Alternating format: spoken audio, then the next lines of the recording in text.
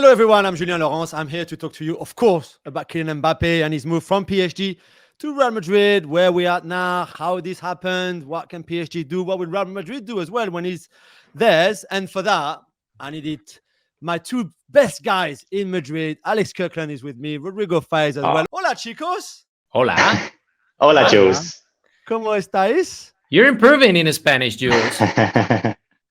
Now that Mbappe is coming to Madrid, maybe you should move from England or France to Spain. Maybe think about that. I think that's a great idea. We need more Jules in Madrid. I will come more often, trust me. But is he actually on his way as well? Where are we at, both of you, in terms of the Real Madrid angle, maybe, and where the negotiations are between the Mbappe entourage and the club? Well, I know that everyone is reporting here in Madrid that he's already signed by Real Madrid. But the thing is that, what our sources tell us is that Kylian Mbappe is still negotiating that offer that Jules reported 1 month ago on ESPN FC website. We remember that 1 month ago, he got that offer from PSG to renew his contract to PSG. And that offer from Real Madrid to join Real Madrid as a free agent by the end of this season. He is still thinking about that. They are in talks, which is the best thing and the best signal for Madrid fans, because they are talking in between Kylian Mbappe's camp and Real Madrid, because there are some things to be solved before that signing. But the thing is that for the first time in this year, both parts are optimistic on the way that Kylian Mbappe could join Real Madrid by the end of the season, because I repeat again, there are some issues to be talked about before that signing, and this is what we got now in Madrid. I don't know if Alex, do you have something else? But at least what I got from my sources is that they are optimistic. They think and they believe that Kylian Mbappe this year is coming to Real Madrid, but they are still trying to get things solved. Yeah, we're at this kind of classic stage right now, aren't we? Where you've got to be a little bit careful because, of course, everyone wants to be first to say the deal is done. But then when you read into it a little bit more and see exactly what people are saying, even some people are saying it's done.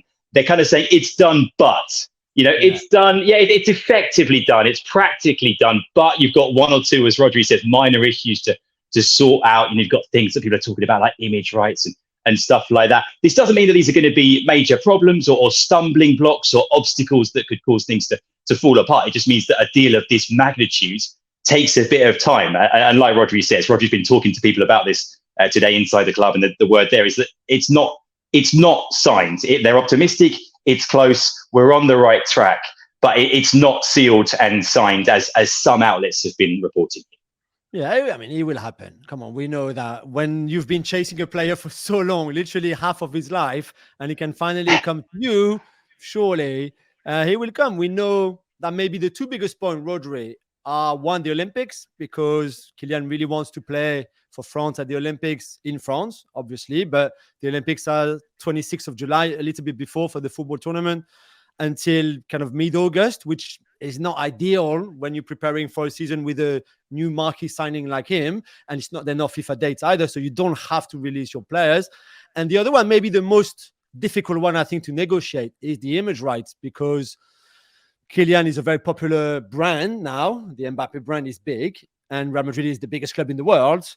And image rights will mean a lot of money involved, obviously, with sponsors and marketing, merchandising, all of that. And that maybe, Rodri, do you think that could be potentially where most of the discussions are?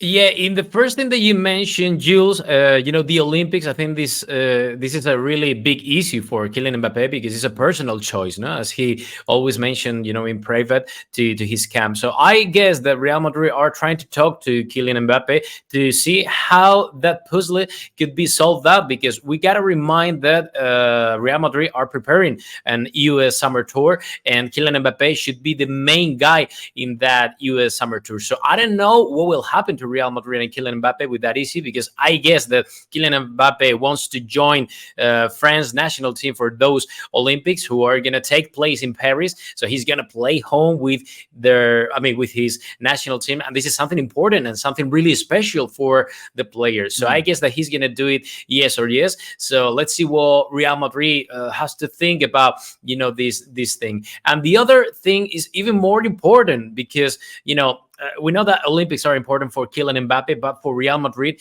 these image rights are really, really key in that negotiation. First of all, because Real Madrid always allows, as much like the 50% of the image rights of each player, they divide it in between Real Madrid and the player. And this is something that even Cristiano Ronaldo, who was the main guy to have the more amount of image rights on Real Madrid history, he only got 50% of those image rights. So that is why Real Madrid are trying to convince Kylian Mbappe. So that is the perfect amount for the player, because he's going to win a lot of money, much more money that he's earning now on PSG, despite the fact that he's not only will have that 50% of the image rights. So at the end of the day, I think they will get that seal soon, but they are still trying to negotiate that, no? Alex, well, okay, let's say he's going to be there next season. What does this? Is this a good news for La Liga? It's great news for Real Madrid, of course. If you can add Mbappe to the squad that you already have, is it good news for La Liga? Because it looks to me that it's going to make this Real Madrid team pretty much, potentially unbeatable when Barca are sinking, or certainly looking like they're going to sink. Where Atletico Madrid are good, but the Atletico Madrid, and soon Griezmann will be too old to perform well. And there might be a time where El Cholo decides to leave as well. So is this a good news for La Liga? And I guess great news for Real Madrid, of course. I'm firmly of the opinion this is fantastic news for the league. What does the league want above all? You want the best players playing in your league. You want the most high-profile players. You want the biggest names. You want to be able to sell La Liga as the destination for the best players in the world. And that's something that after Cristiano Ronaldo left, after Messi left, it was harder for La Liga to do that. Now, we saw that a little bit with Jude Bellingham last summer. That was a big deal.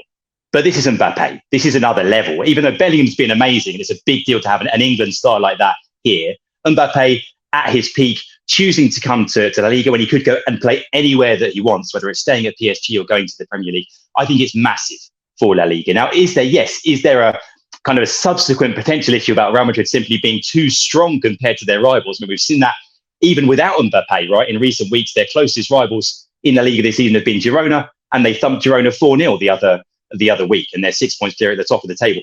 Yes, potentially, but it's never quite that straightforward. How many times have we seen in the past that having all the best players doesn't necessarily guarantee you success? Just look at Real Madrid's own history in the 21st century. Look back at the Galactico era, for example, of a collection of the best players that didn't necessarily guarantee success domestically. Quite the opposite, in fact. So it's not quite as straightforward a ratio between sign the best players and win everything. We know that. I think fundamentally it's fantastic news for the league. And for Real Madrid and for the Real Madrid dressing room, the players, all of them, I guarantee they are so excited about playing with Kylian Mbappe. The best players want to play with the best players. Whatever people might say about what does this mean for Vinicius Jr., what does it mean for Bellingham, or even someone like Rodrigo, who might be more seriously affected. The bottom line is the best players want to play with the best players, and they cannot wait for Mbappe to be.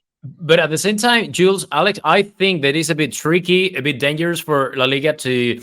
when you see Mbappe joining Real Madrid and you see the squad that Real Madrid will have next year, we're talking about Camavinga, Tchouaméni, Mbappe, Endrick, who's coming this summer for Real Madrid too, Vinicius. Real Madrid now is about to have maybe the best squad in the world. And it's a bit dangerous because it will depend on who will be coaching Barcelona next year. Because at the end of the day, it's like, okay, Real Madrid, they have a super team, Galacticos new era, let's gonna call this way. But now, what will happen to Barcelona?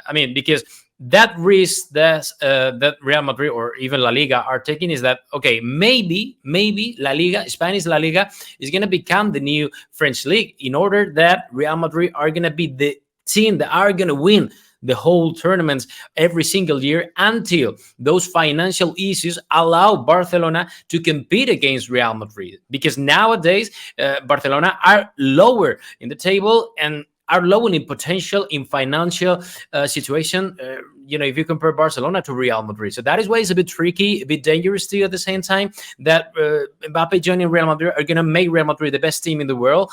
But Barcelona are able to compete and to fight against that Real Madrid. That's why, that question is on the air. I guess there's two questions there, right? We can maybe separate them. There's about the competitiveness of the league and about sort of the commercial success and the commercial value of the league. Commercially and brand-wise, it's amazing to have the best player in the world, or maybe the next best player in the world, if you want to be here. Yeah, competitiveness wise, that may be a concern. Yeah, I think you both make great points on the competitive side of the league, and also how much it would bring to La Liga to have Mbappe in terms of exposure and sponsorship. I mean, I think Javier Tebas, who clearly hates Real Madrid and Florentino Perez, the only good thing that has brought Real Madrid and Florentino Perez to Javier Tebas right now is Kylian Mbappe. There was somebody told me a really good story, I thought, the other day, because Kylian speaks really good Spanish already. And for some people, you think like... Better than me. Yeah, maybe better than you, Rodrigo, yeah.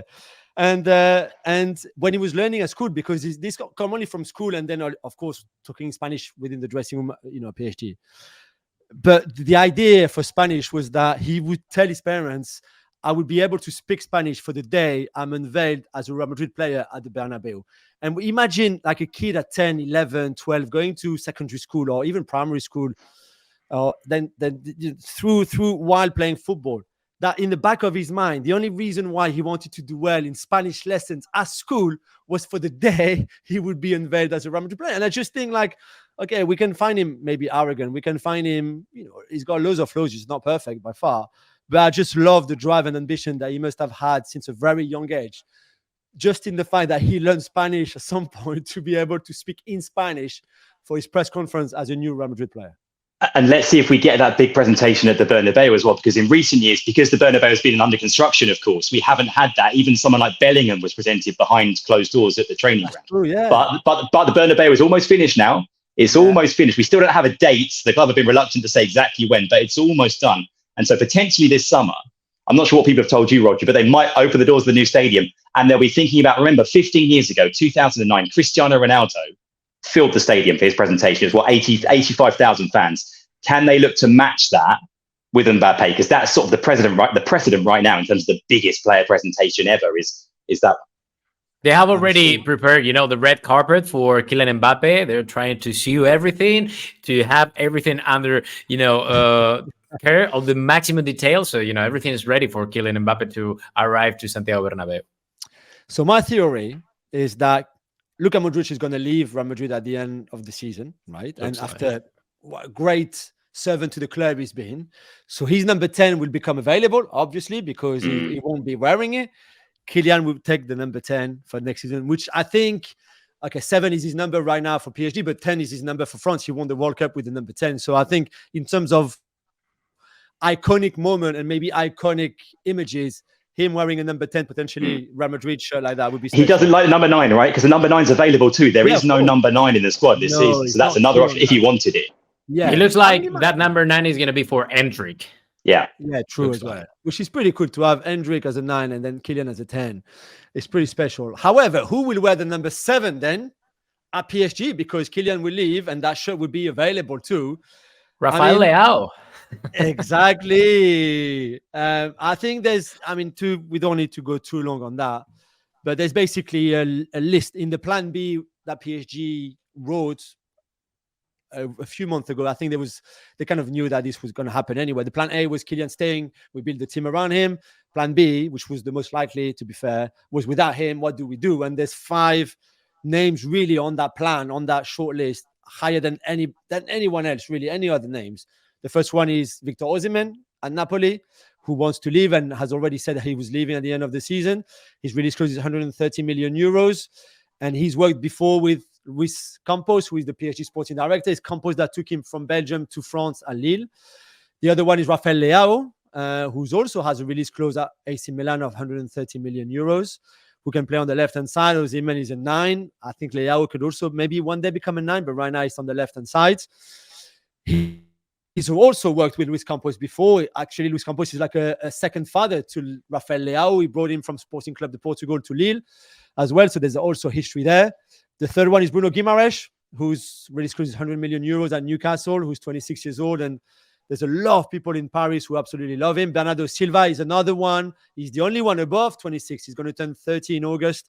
He's been linked last season heavily with PSG. And again, Luis Campos is a big fan. And the last one is the youngest one, maybe the one that people don't know too much about it, Lenny Yoro, who is maybe the most gifted and talented centre-back in his generation at only 18 years of age, with 1 year left on his contract at Lille. There's a lot of top clubs all over Europe, from Real Madrid to Manchester United, Manchester City, PSG, who are after him. So the money that PSG will save with the Mbappe departure is not going to be spent on just one player, because just there's not that player available unless you go and get Vinicius or Haaland or Bellingham, which none of them is possible.